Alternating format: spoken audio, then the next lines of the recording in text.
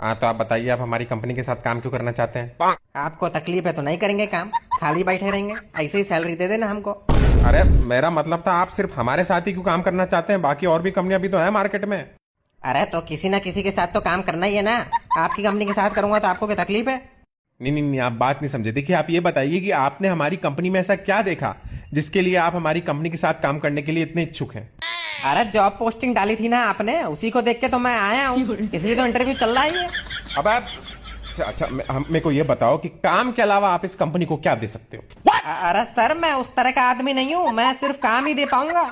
अब आप पागल आदमी, मेरा मतलब है कि रेगुलर काम के अलावा कंपनी को और किस तरह से हेल्प कर सकते हो तुम ग्रो करने में?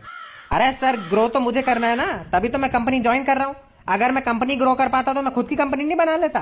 अरे मेरे भाई, ये बता कि तुम्हारा क्या मोटिवेशन है कंपनी को ज्वाइन करने के पीछे? सैलरी, पैसा, और क्या।